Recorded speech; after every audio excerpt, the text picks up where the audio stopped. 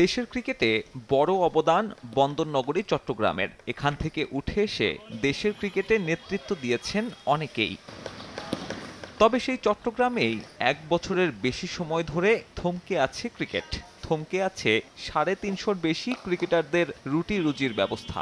Cricket বন্ধ থাকায় বিকল্প খুঁজছেন অনেকেই। কেউ বসছেন দোকানে, কেউ বা ঝুঁকছেন প্রবাস জীবনে। যারা এখনো লেগে আছেন তারা জানেন না নিজেদের ভবিষ্যৎ।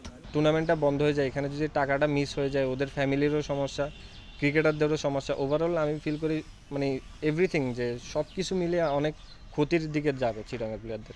বিভিন্ন এই প্রফেশনের সাথে ইনভলভ হয়ে যাচ্ছে ক্রিকেট ছেড়ে। তো আমি মনে করি ক্রিকেটের জন্য এটা একটা অশনি সংকেত। ঠিকঠাক করতে চাওয়াটা হচ্ছে ইম্পর্টেন্ট। এখন যদি কেউ করতে না চায়, কারো যদি এখানে বেনিফিট থাকে, তাহলে তো আসলে জিনিসটা দুঃখজনক। রাজনৈতিক পট পরিবর্তনের পর জেলা ক্রীড়া সংস্থার কমিটি বিলুপ্ত এবং অ্যাডহক কমিটিতে যোগ্য লোকের অভাবই এমন সংকটের মূল কারণ। জেলা প্রশাসকের অভিযোগ, তাদের সুপারিশ করা তালিকা বদলে গেছে ক্রীড়া পরিষদে। গুঞ্জন আছে নানান তদবিরেরও, যাদের অনেকেই স্থানীয় নন। স্থানীয় ক্রীড়াঙ্গন নিয়েও ধারণা কম। তবে ক্রীড়া পরিষদ সচিব বলছেন ভিন্ন কথা। যেই রূপরেখাটা আমরা দিয়েছি এবং যেভাবে যেই প্রক্রিয়ায় যেই পদ্ধতি অনুসরণ করে আমরা অনুমোদন দিয়েছি, এখানে আসলে ভুলের ঊর্ধ্বে থাকার চেষ্টা করেছি আমরা। দেশের দ্বিতীয় গুরুত্বপূর্ণ বিভাগের ক্রীড়াঙ্গনের এমন স্থবিরতাকে লজ্জাজনক বলে আখ্যায়িত করেছেন নাফিজ ইকবাল। আর বিসিবি পরিচালক মঞ্জুরুল আলমের ভাষায় অ্যাডহক কমিটি নিজেদের দায়িত্ব পালন করলে লিগ আয়োজন সম্ভব। প্লেয়াররাও কিন্তু বিভিন্ন প্রফেশনে চলে যাচ্ছেন, কেউ চাকরিতে চলে যাচ্ছেন, কেউ ছোটোখাটো বিজনেস করছেন।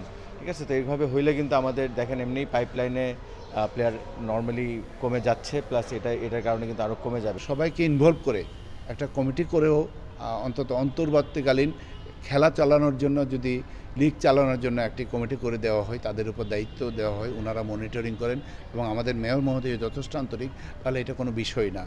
গঠনতন্ত্র বলছে অ্যাডহক কমিটি গঠনের ৯০ দিনের মধ্যে আয়োজন করতে হবে নির্বাচন। ৫ মাস পেরিয়ে গেলেও তা নিয়ে কোনো ধরনের পরিকল্পনা নেই ক্রীড়া পরিষদের।